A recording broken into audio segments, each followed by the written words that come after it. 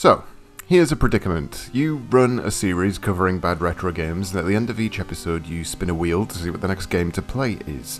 But then, on a different day, unrelated to that series, you come across a game that's so horrendously bad that you can't possibly do anything other than put it into that bad retro game series. Well, this is what happens. You get a midpoint episode. Friday the 13th for the Commodore 64 is a hot bag of smelly cat piss. Welcome, seekers of the Schadenfreude, apostles of the pathetic, watchers of the retro wasteland. I am on a quest to seek out Earth's worst retro games, attempting to play them, analyse them, and cry about them so you don't have to. I'll be using my powerful critical mind and an exciting Google Documents Excel sheet to stack these games against each other, spending the rest of my life seeking out the worst game that has ever been made. Remember folks, the road to hell is paved with good intentions, but the road to retro hell is paved with shit games.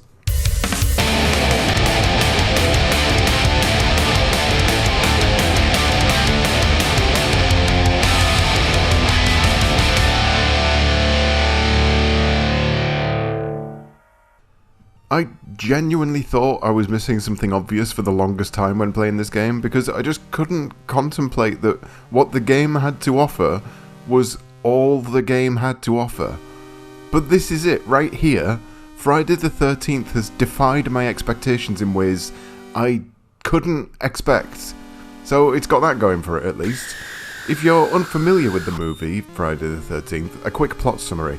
A load of kids go to a summer camp. Jason Voorhees, the main antagonist of the series, dresses up as one of the summer camp kids, and he goes around murdering them all with a metal pole. The kids wander around aimlessly for the entire film. Nobody says anything or really interacts with each other. The main protagonist kid goes around finding weapons because he somehow knows about Jason Voorhees. That's never explained. And he has to hit the kids with a weapon so he can work out if they're really Jason or not. Actually, that doesn't sound right. You know what I've done? I've accidentally explained the plot of the game. Yeah, that's my mistake, sorry. I mean, it's just so similar to the film franchise, it's often hard to tell the two apart. Jason Voorhees dressing up as an 18-year-old girl was definitely a pivotal plot point of the film. Actually, I know I'm just being sarcastic here, but there's about 15 Friday the 13th films. It could well have happened in one of the sequels. Maybe the game did get everything right, and I'm a moron. Regardless, taking my pound of sarcasm and holding it up to the light for a second, I've pretty much just described the entire game from start to finish. You start the level, you find a weapon, you go around hitting kids to see if they're Jason. When you find Jason, you keep hitting him until he's dead, or you're dead, and then you do it again. I can't begin to describe just how basic and dull this is, and yet, even though there's barely anything to do in the game, they still manage to make everything that you can do feel like a chore from start to finish.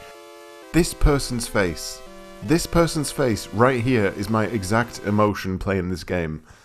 Speaking of faces, look at this shower of shite. We've got Pee Wee Herman, we've got Bob Ross, we've got this lass whose head isn't even on the right way. This is the scariest thing in the game, right here, this screen. You start the game as whoever, it doesn't matter, they have a backstory, none of that matters, nothing even remotely matters.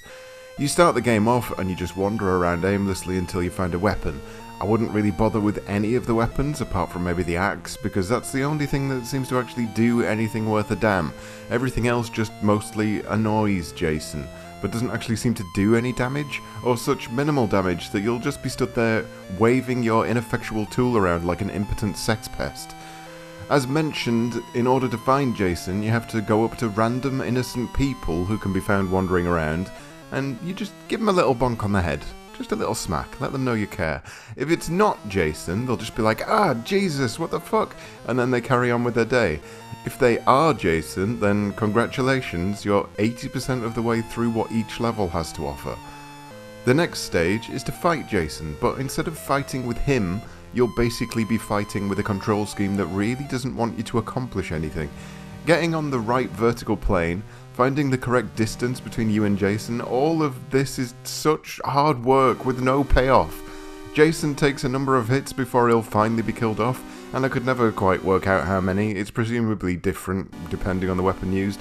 Who cares? Who cares about any of this? This is truly, truly awful. Look at this.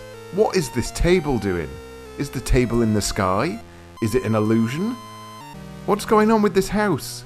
What perspective am I looking at here?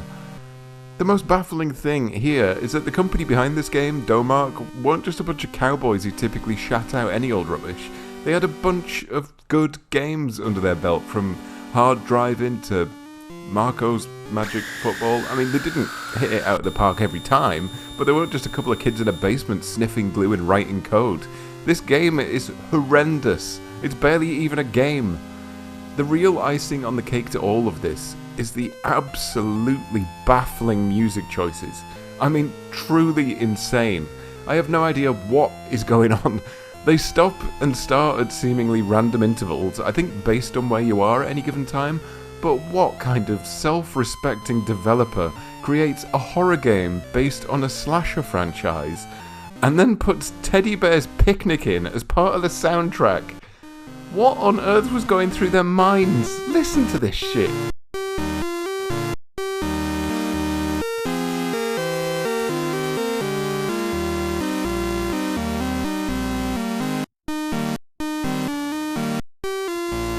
Why? I want to say that this game shouldn't exist, but honestly, it barely exists as it is. It is a non-entity of a game. There is no fun to be had here at all. It rides on a license and just expects you to be happy with the name on the box. Nothing else even comes close to evoking the same themes or emotions or tone of the film it's supposedly based on. The title screen and the box art is basically all you get. Thankfully, magazines at the time were in full agreement. Zap64 gave it 13%, Your Sinclair gave it 3 out of 10, Crash gave it 3 out of 10, and Sinclair User gave it 4 out of 10. Honestly, Sinclair User, you're being far too kind here. If this was the only game I had for the Commodore 64, I'd rather shit in my hand and clap. Jason isn't even wearing a mask. He looks like a goth dressed in an ill-fitting shirt, and he's forgot to put shoes on. Why does this exist?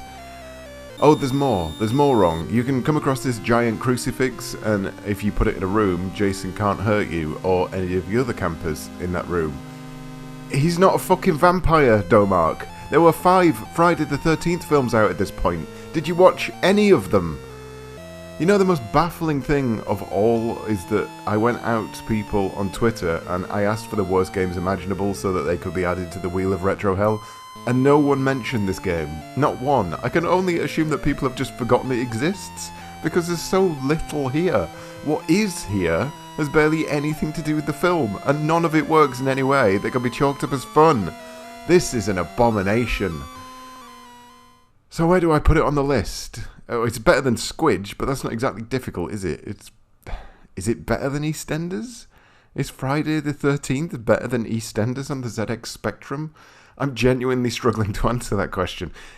EastEnders is equally broken, but somehow I feel like it actually offers more gameplay. I mean, none of that is fun either, but it's there. It does multiple different things.